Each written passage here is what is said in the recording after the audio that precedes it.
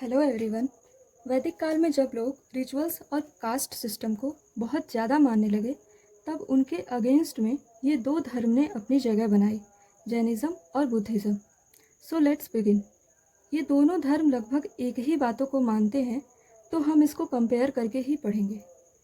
जैन धर्म को समय समय पर 24 तीर्थंकरों ने आगे बढ़ाया था, इसीलिए जैन धर्म के फाउंडर फर्स्ट और सेकंड मेंटोर ऋषभ देव और आदिनाथ को माना गया, लेकिन रियल फाउंडर महावीर स्वामी को कहा गया, जो कि लास्ट मेंटोर होते हुए भी इनके फॉलोअर्स सबसे ज़्यादा होने के कारण इनको रियल फाउंडर कहा गया। बौद्ध धर्म में मेंटोर जैसा कुछ नहीं था, इसीलिए यहाँ के फाउंडर गौतम बुद्ध थे, जिनका रियल नेम सिद्धार्थ था। महावीर स्वामी का जन्म 539 बीसी में कुंडग्राम में हुआ, जो कि बिहार के वैशाली डिस्ट्रिक्ट में है, और इनका जन्म एक राजसी घराने में क्षत्रिय कुल में हुआ। इनके पिता का नाम सिद्धार्थ था और माता का नाम त्रिशला था। इनकी पत्नी का नाम यशोदा और पुत्री का नाम अनुजा या प्रियदर्शना था। और स्पिरिचुअल नॉलेज रिसीव करने के बाद इनके जो पहले विद्यार्थी हुए उनका नाम जमाली था, और महावीर स्वामी ने जमाली की शादी अपनी बेटी अनुजा से करा दी। गौतम बुद्ध का जन्म 563 बीसी में लुम्बिनी में हुआ, जो कि नेपाल में है, और इनका जन्म भी राजसी घराने में ही हुआ, क्षत्रिय कुल में। इनके पिता का नाम शुद्धोदन था और माता का नाम महामाया।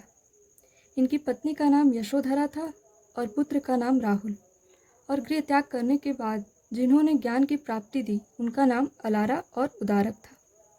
महावीर स्वामी ने गृह त्याग 30 साल की उम्र में की और वो 12 साल तक भटकते रहे, और एक दिन जृम्भिक ग्राम में ऋजुपालिका नदी के किनारे सैल ट्री के नीचे 42 साल की उम्र में स्पिरिचुअल नॉलेज रिसीव करी। इस नॉलेज को हम केवल्य ज्ञान भी कहते हैं, इसीलिए महावीर स्वामी को केवलीन भी कहा जाता है। गौतम बुद्ध ने गृह त्याग 29 साल की उम्र में कर दिया, और इस गृह त्याग करने के पूरे घटनाक्रम को महाभिष्क्रमण कहते हैं।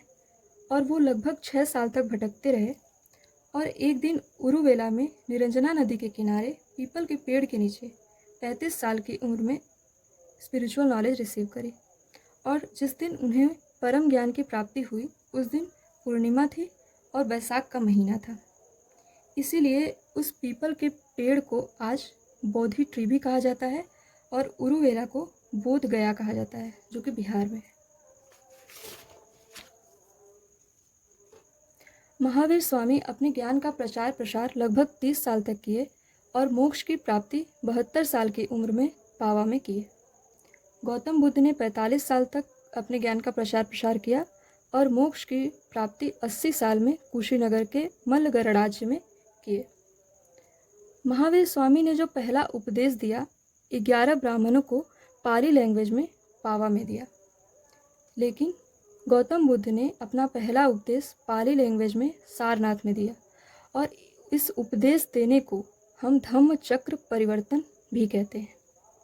महावीर स्वामी कहते हैं जो लोग भी जैन धर्म को फॉलो करना चाहते हैं उन्हें 5 सिद्धांत मानने होंगे: अहिंसा, सत्य, अस्तेय, अपरिग्रह, ब्रह्मचर्य।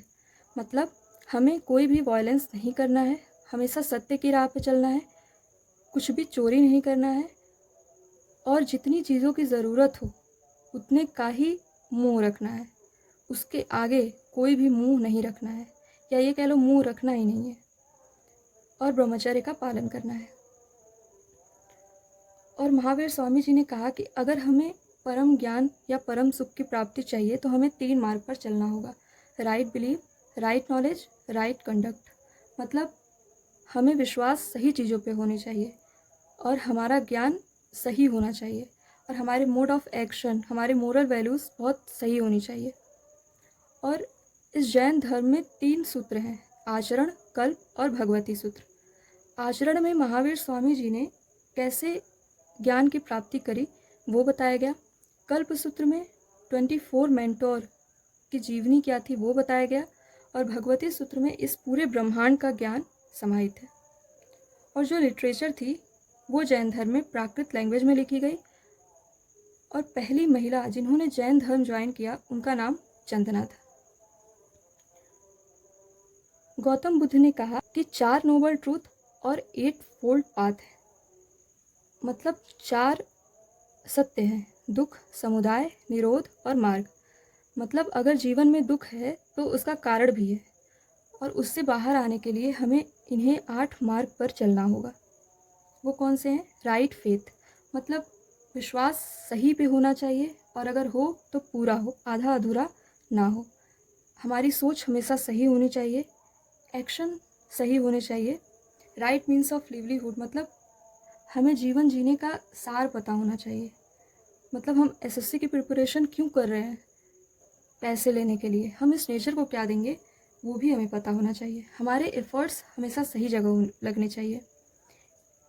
हमें जो भी बोलना चाहिए वो सोच समझकर और सही बोलना चाहिए, और स्मृति में हमेशा सही चीज़ें ही आनी चाहिए, और हमारा कंसंट्रेशन हमेशा सटीक या सही हो। ये नहीं कि एसएससी की प्रिपरेशन कर रहे हैं, मैथ्स की पढ़ाई किए, इंग्लिश याद आई, या इंग्लिश की पढ़ाई किए, किसी और की याद आ गई। ये सब नहीं चलेगा। जैन धर्म और बौद्ध धर्म के जो भी ज्ञान थे उनको प्रिजर्व करने के लिए काउंसिल हुई।